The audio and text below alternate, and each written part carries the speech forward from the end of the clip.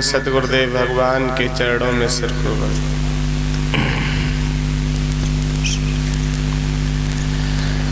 यहाँ विराजमान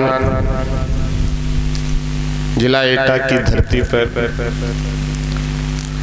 सहोरी मूसेपुरा के बीच क्षेत्र में सत्संग में विराजमान सभी सत्संगी प्रेमियों के हृदय से आशीर्वाद।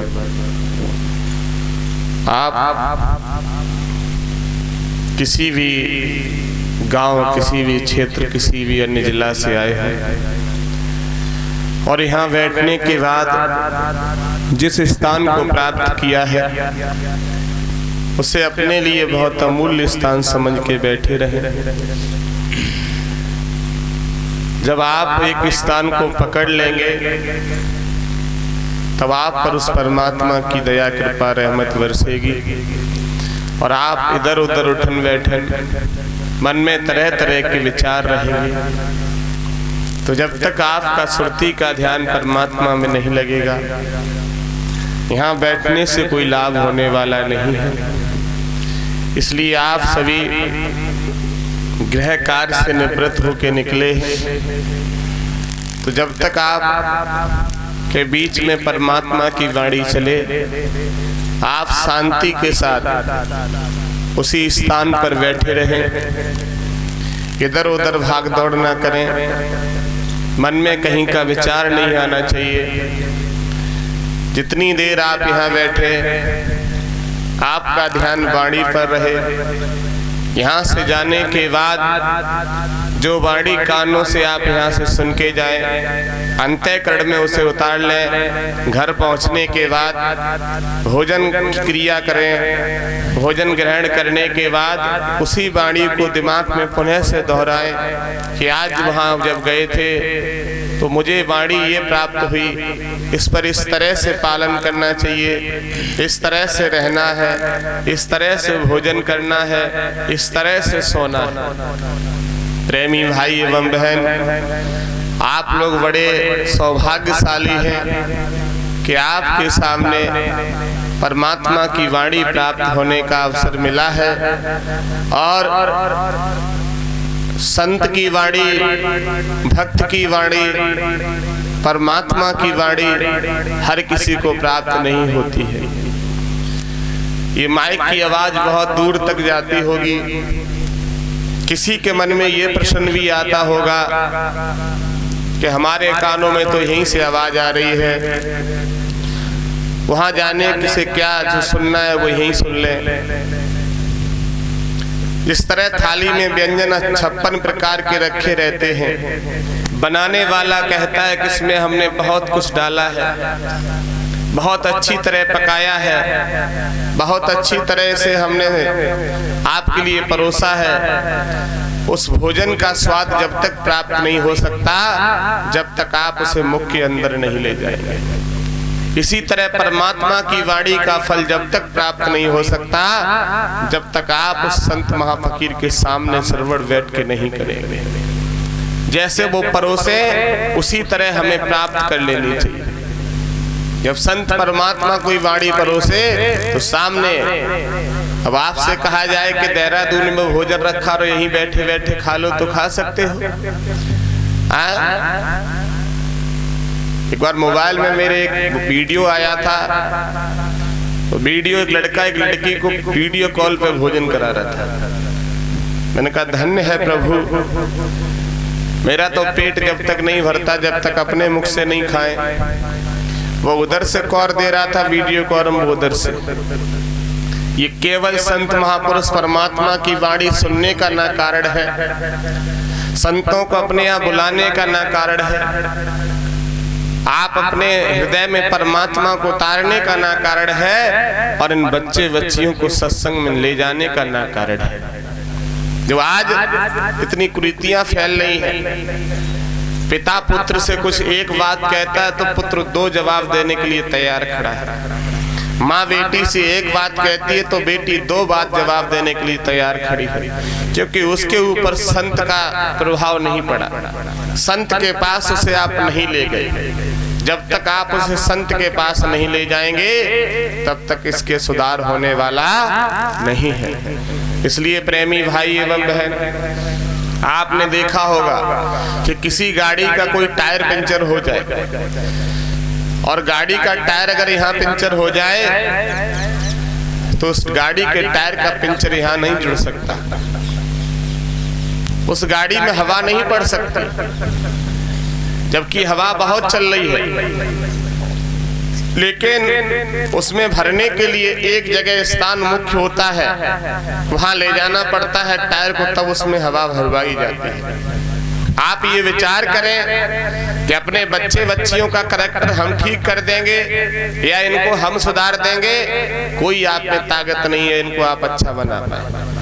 जैसे उस पंचर की दुकान के पास टायर के ले जाने की आवश्यकता है, इसी तरह परमात्मा की वाणी के सामने इनको ले जाने की आवश्यकता है। जब ये आएंगे तो इनके अंदर जितने भी पिंचर लगे हुए हैं, संत महापुरुष पिंचर जोड़ने के बाद और इनके अंदर भक्ति रूपी हवा भर देंगे, फिर ये जहां भी रहेंगे मस्त रहेंगे और परमात्मा की साक्षात कृपा इन पर रहेगी। जय पार ब्रह्म परमात्मा निराकार साकार विष्णु भगवान आपकी सदैव जय जयकार। जय पार ब्रह्म परमात्मा निराकार साकार विष्णु भगवान आपकी सदैव जय जयकार। जय पार ब्रह्म परमात्मा निराकार साकार विष्णु भगवान आपकी सदैव जय जयकार।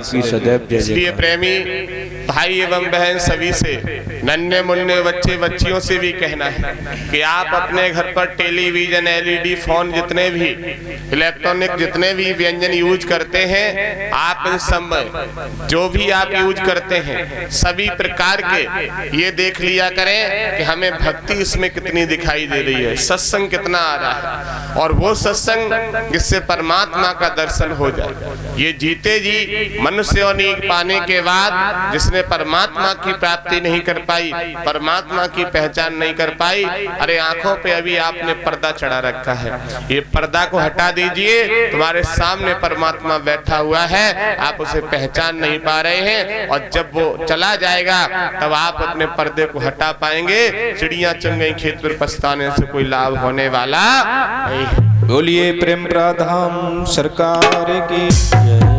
इसलिए आप सभी, मैं तो थोड़े दिन के पृथ्वी लोक पे आया हूँ, मुझे तो अपना काम करना है और काम करके चला जाऊंगा। किस किस का काम होगा वो तो उसके ऊपर डिपेंड करता है। खेती में खाद फेंकते हैं, जिस पौधे के पास खादी पहुंच जाती है उस पौधा दमदार हो जाता है, जबकि पूरे खेती में खाद को फेंका जाता है, और जहाँ खादी के कण नहीं पहुंचते हैं वो पौधा दमदार नहीं होता है। तो हम यहाँ कुछ समय के लिए इस पृथ्वी लोक पर आए हैं और वहां से भेजा गया है, हम अपना काम करके यहाँ से चले जाएंगे और उसके बाद फिर आप पछताते रहेंगे कि हमारा काम नहीं हो पाया, हम भी करा लेंगे। इसलिए प्रेमी भाई एवं बहन, आप सबसे कहना है कि आपके क्षेत्र में, गांव में, मोहल्ले में, यहाँ तक कि जिला क्रॉस क्यों ना हो जाए, अगर कहीं भी प्रेम प्राधाम सरकार का सत्संग श्रवण करने को मालूम पड़े तो आप तन मन धन से भाग दीजिए और इतनी लगन लगा लीजिए कि लगा बैठे लगन तुमसे जो होगा सो देखा जाएगा, उन्हें अपना बना बैठे अब जो होगा सो देखा जाएगा। दुर्भाग्य होता उन लोगों का, लोग सोचते हैं कि हम इनके पास जाएंगे तो हमारा नुकसान हो जाएगा और इनका फायदा हो जाएगा। इसी बात का पर्दा चढ़ा हुआ है, इसी बात का ये जिस दिन पर्दा हट जाएगा, संत का आप कोई फायदा नहीं, संत तुम्हारा फायदा करने के लिए आए। संत तुमसे कुछ लेने नहीं आए, संत तुमसे कुछ लूटने नहीं आए हैं। और तुम देवी कह सकते हो, पूरे दिन खुद ही मांगते रहते हो, संत को क्या दे दोगे? संत तुम्हें करोड़ों के हिसाब से दे के चला जाएगा, तुम समझ भी नहीं पाओगे। हरि बोल। इसलिए आप अपना अपना फर्ज पूरा करते रहिएगा, किसी की कहने सुनने में मत फंस जाइएगा। कब्रा तेरी झोपड़ी गलकट्टों के पास, जो करेगा सो भरेगा, मैं क्यों रहूं उदास। हमें अपना कर्तव्य करना है। हम भूतल पर है, मनुष्य योनि धारण की है, बड़े भाग्य मानुष तन पावा, सुर दुर्लभ सतग्रंथ गावा।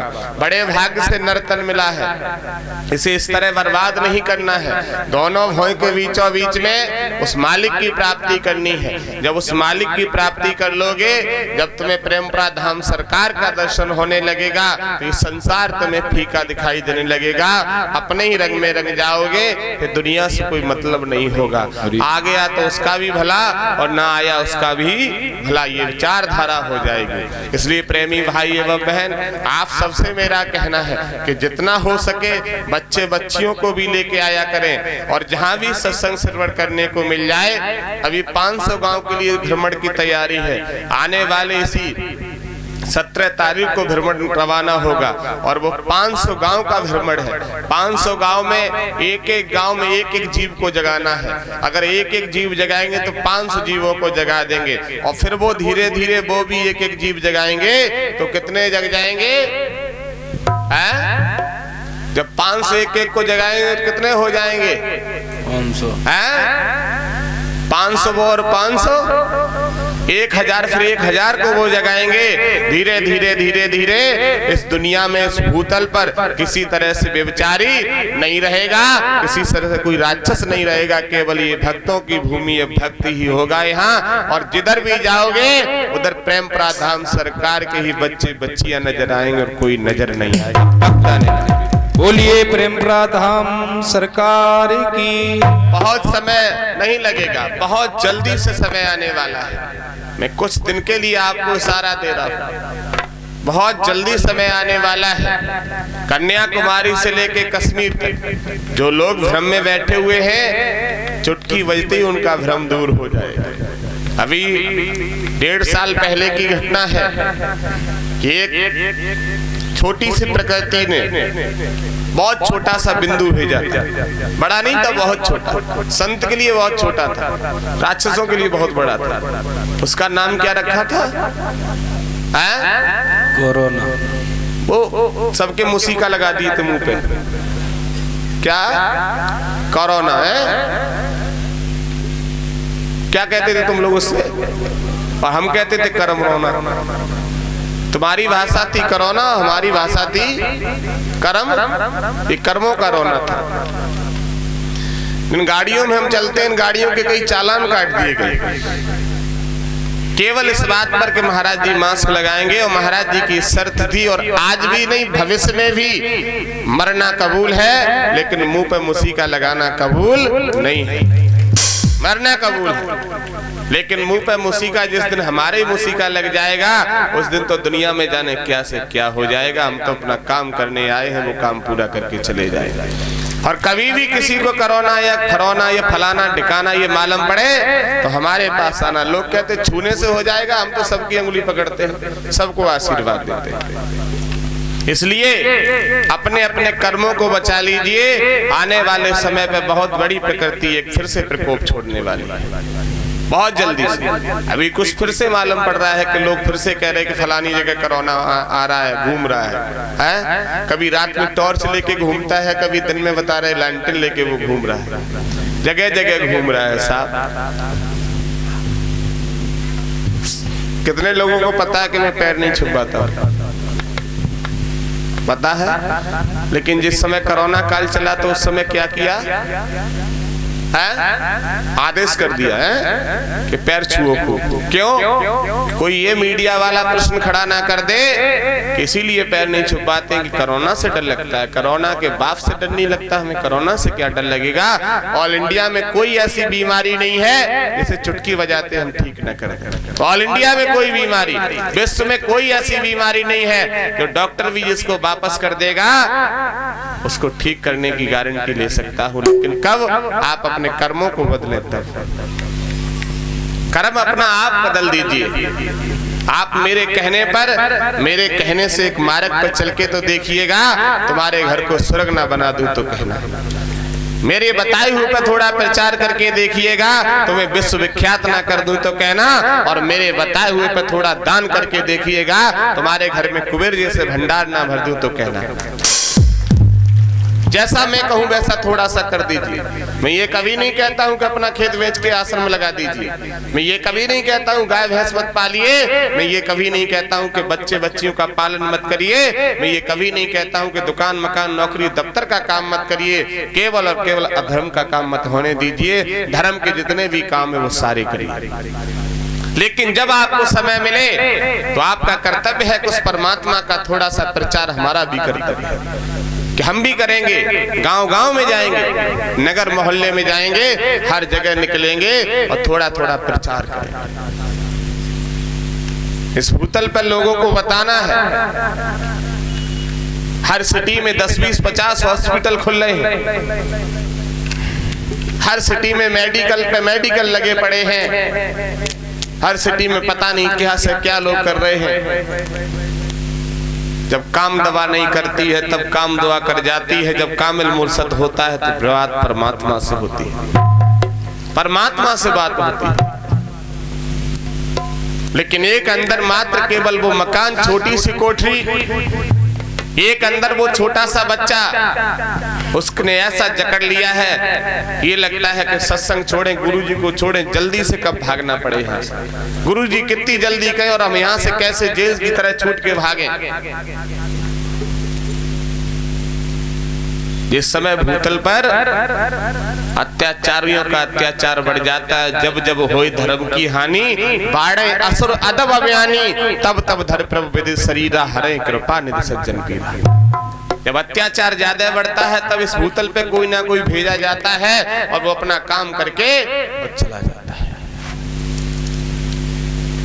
ना किसी से रिश्ता है, ना किसी से नाता है, ना कोई परिवार है, ना कोई खानदान है, ना कोई द्वार है, ना देरी है, कुछ नहीं। जहाँ पहुंच जाओ वही परिवार है, जहाँ पहुंच जाओ वही द्वार है, वही खानदान है। हर जगह विश्व में मेरा ही परिवार है, हर जगह विश्व में मेरे ही बच्चे बच्चियां हैं, उनका रक्षा करना मेरा कर्तव्य बनता है। इसलिए आप सबसे कहना है कि आप भी थोड़ी थोड़ी जिम्मेवारी पकड़िए। पिता का ही अधिकार नहीं होता, बच्चे का भी अधिकार होता है कि वो भी जिम्मेवारी को समझे, वो भी जिम्मेवारी पकड़े। सत्संग छूटने के बाद ऐसे छूट जाते हैं जैसे कैदी को जेल से निकाला जाता है तो लोग मुड़ के फिर पुनः से प्रणाम नहीं करना चाहते, मुड़ के फिर कुछ कहना नहीं चाहते, फिर भागेंगे बुरी तरह से। हाय भैंस, हाय गैया, हाय पड़िया, हाय फलाना, हाय बच्चा, हाय बीवी, हाय बच्चा, हाय साली, हाय मौसा, हाय जीजा, हाय बुआ, हाय फूफा, हाय बेटी, हाय बेटा, हाय दुकान, हाय मकान, हाय नौकरी, हाय दफ्तर। इसी में हाय हाय में चले गए, पूरे जीवन हाय में निकाल दिया, लेकिन कभी हाय पूरी नहीं हो पाई। और एक बार अगर उस श्रुति से ध्यान लगा लेते तो ये हाय हाय के चक्कर में नहीं पड़ते, फिर तो परमात्मा अंतःकरण में उतर जाता, फिर वो जिधर घुमाता उधर आराम से घूमते रहते। उस धाम पे थोड़ा सा निर्माण किया है, क्या उस धाम पर हम बैठ के उस धाम को पकड़ के बैठ सकते हैं? या हम ये कहें कि इस धाम को हम ही संचालन कर पाएंगे? ये हमारे जाने के बाद क्या होगा मुझे नहीं पता क्या होगा, क्योंकि मुझे मालूम है कि मैं तो कुछ दिन के लिए यहाँ भेजा गया हूँ। मेरे जाने के बाद क्या होगा, अभी तो हम फिर भी पृथ्वी लोक पर हैं, अभी तो फिर भी मनुष्य योनि की तरह भेज दिया गया है। हम बिल्कुल ही चले जाएंगे तब उस धाम की कौन रखवाल करेगा? इसलिए पहले ही से सोच लिया है कि हम तो है ही नहीं, ये मान लो। इसलिए फ्री करके छोड़ आते हैं, जो वहाँ रहेगा वो देखभाल करेगा। हमारा कर्तव्य है कि जगह जगह जीवों को जगाना और अपना काम पूरा करके यहाँ से चले जाना, इतना कर्तव्य और कोई कर्तव्य नहीं। तुम इसी में पड़े रहो। शाम को 13 रुपए गिन के रखो, शाम को 13, सुबह 9 बजे, फिर शाम को 13, फिर सुबह 9, फिर शाम को 13, फिर 9, फिर 13, 9, इसी 9 13 में लगे रहो। कुछ होने वाला नहीं है, ना तो 9 के 8 बचेंगे और ना 13 के 14 बनेंगे, बस उसी में लगे रहो। इधर के बर्तन उधर, उधर के बर्तन इधर। और यही कारण है कि तुम्हारे अंदर ये बीमारियां, ये कुरीतियां, ये भूत, ये प्रेत, ये डाकनी, ये साकनी, तमाम तरह से इन्होंने घुस गए हैं। ये तमाम तरह से तुम पर प्रभाव जमा रहे हैं। मैं सच्चा, एक बार तुम अगर मुझे पकड़ के तो देखो, तुम्हें दुनिया छोड़ जाएगी। ये दुनिया के भूत प्रेत भाग जाएंगे, कोसों के हिसाब से चले जाएंगे। हाथ की छोड़ो, कभी तुम्हारे नजर से नजर भिड़ाना नहीं चाहेंगे। बड़े बड़े भूतों को मैंने उठा उठा के पटकवाया है, बड़े बड़े भूतों में मैं चिमटा बजवाया है, बड़े बड़े भूतों को मैंने वो कंडीशन कर दी, कहते महाराज जब छुड़ा दीजिए, जीवन में इधर तो झांकूंगा नहीं। क्या है भूत? लेकिन भूत अगर उस घर में ना जाते तो शायद वो परमात्मा से नहीं जुड़ता। मुझे तो ये मालूम है, इसलिए मैं कहता हूँ घुसिया जाके मैं कहता हूं अंगुली में दर्द कर दे। एक मैया उस दिन पहुंची धाम पर, कह रही गुरुजी जब तक तुम्हारे पास आए तब तक वो गांठ खत्म हो गई, उसके बाद हम आना बंद हो गए 6 महीने से, तो वो गांठ दोबारा से हरियाने लगी। तो हमने कहा ये गांठ का बहाना तो है, कम से कम तू जुड़ी तो है मैया, ना पता लगे तू आई ना कभी। इस बहाने से जय माता दी, इस बहाने से तेरा प्रचार हो रहा है। इस पंडाल में बैठी हुई एक माँ, एक भाई, एक बंधु, एक बिटिया, एक बेटा ये कह दे कि मुझे धाम बुलाने के बाद महाराज जी ने कभी टोकन देने के बाद 1 रुपए लिया हो या 10 का नोट अंदर पेशी में ले जाने का लिया हो, कोई है ऐसा इसमें? ना ही लिया है और ना ही भविष्य में लेंगे। हम पैसा लेने नहीं आए, हमारे पास तो बहुत कुछ है। हम तुम्हें खुद उल्टा देने के लिए आए, तुमसे क्या लेने के लिए आएंगे? जो तुम दान करते हो वो भी अपने लिए करते होगे, हमारे लिए नहीं। मंदिर में बैठा हुआ पुजारी भी आश्रम पे ये नहीं कहता कि चढ़ौनी चढ़ा दीजिए तब दर्शन करने को मिलेगा। दरबार में लगा हुआ दरबार पर भी ये नहीं कहा जाता कि भेंट चढ़ा दीजिए तब इस प्रेत को दूर किया जाएगा। प्रेत का दूर करना कर्तव्य हमारा है। हम अपने कर्तव्य मार्ग से नहीं भटकेंगे आपकी तरह, नहीं तो हम में और आप में अंतर ही क्या बचेगा, फिर पहचान हो जाएगी। इसलिए भाई से इतना ही करना चाहते हैं, अपना अपना कर्तव्य मार्ग करते रहिए। तुम्हें क्या कर्तव्य मिला है, मुझे क्या कर्तव्य मिला है, अपना अपना कर्तव्य करते रहिए। मैं तो बहुत कुछ देना चाहता हूं, मैं तो ये सोचता हूँ कि कहीं कहीं हमें ना जाना पड़े और इन लोगों को ऐसा दे दो कि यही काम कर दिया करे, हमें जाने की जरूरत भी ना पड़ा करे, यही काम कर दिया। लेना नहीं चाहते ना, वो 9 के चक्कर में पड़े हैं और हम 18 देना चाहते हैं, लेकिन वो 9 दिखाई दे रहे हैं, कारण ये, और 18 दिखाई नहीं दे रहे हैं, केवल ये कारण है। वो 9 दिखाई दे रहे हैं, उन्होंने कहा पहले जे ले लो। वो 18 दिखाई नहीं दे रहे और वो 9 वापस भी चले जाएंगे, लेकिन 18 कभी वापस जाने वाले नहीं, वो वापस जाने वाले नहीं। बहुत कुछ सोचते हैं, बहुत विचार करते हैं। जब एक